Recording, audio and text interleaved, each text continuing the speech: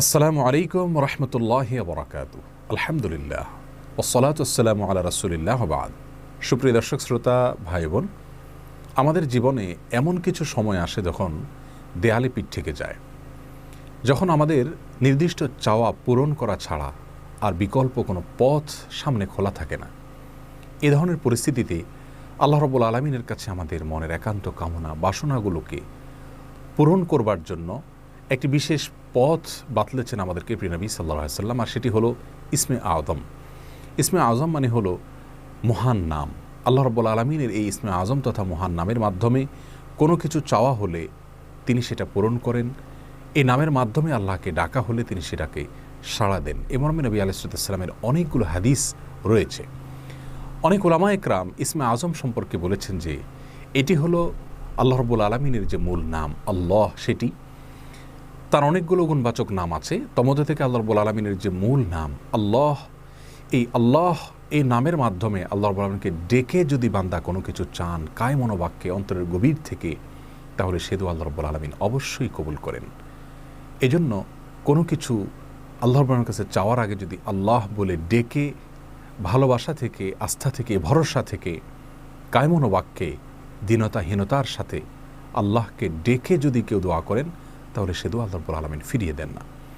ইসমে আযম সম্পর্কে আরও নির্দিষ্ট করে আমরা নবী আলাইহিস সালামের যে হাদিসটি দেখতে পাই, সেটি তিরমিজিতে বর্ণিত হয়েছে, আরও বিভিন্ন হাদিসের কিতাবে বর্ণিত হয়েছে। সে হাদিস সম্পর্কে বিশ্ববিখ্যাত হাদিসবিদ হাফিজ ইবনে হাজার আল আসকালানী রাহিমাহুল্লাহ ফাতহুল বারীতে লিখেছেন যে ইসমে আযম সম্পর্কে সবচেয়ে বিশুদ্ধতম হাদিস হলো এটি।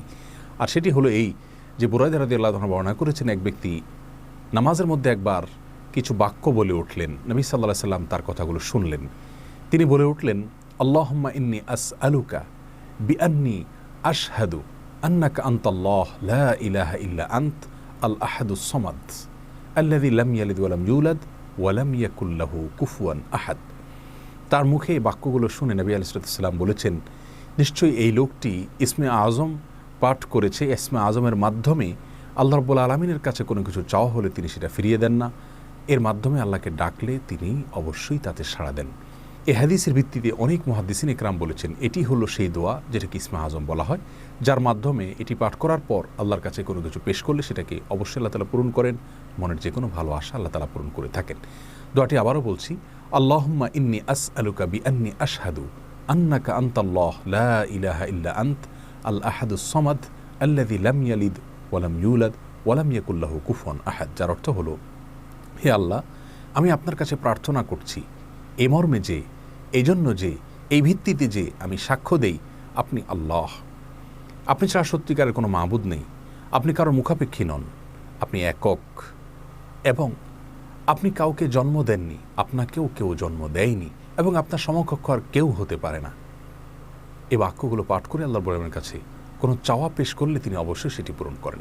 কেউ যদি অত্যন্ত সংক্ষেপে ইসমে আযমের মাধ্যমে দোয়া করতে চান, তাহলে তিনি আল্লাহ রাব্বুল আলামিনের প্রতি আন্তরিকতা, ভালোবাসা, শ্রদ্ধা, বিশ্বাস, ভক্তি এবং ভরসা রেখে আল্লাহকে ডেকে ডেকে মায়ার সাথে, মমতার সাথে আল্লাহর অনুগ্রহগুলোর কথা স্মরণ করে আল্লাহকে ডেকে ডেকে তার মনের চাওয়াগুলো পূরণ করবেন।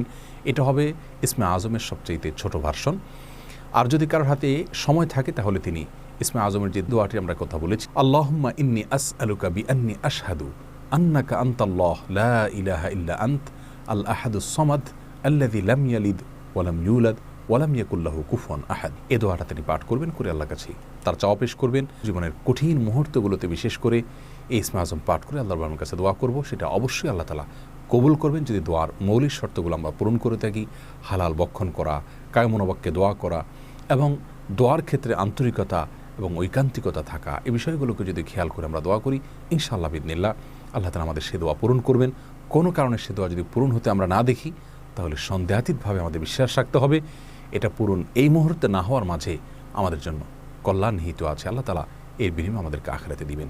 এছাড়াও দোয়া ইউনুসের মাধ্যমে লা ইলাহা ইল্লা আনতা সুবহানাকা ইন্নী কুনতু মিনাজ জালিমিন, এটা পাঠ করেও যদি কেউ দোয়া করেন, তার মাধ্যমে আল্লাহর বর্ণনা দোয়া কবুল করেন। এবং হাদিস বর্ণিত হয়েছে, আল্লাহ তাআলা আমাদের সবাইকে ইসমে আযমের মাধ্যমে আল্লাহর কাছে জীবনের কঠিন মুহূর্তগুলোতে দোয়া পেশ করার তৌফিক দান করুন।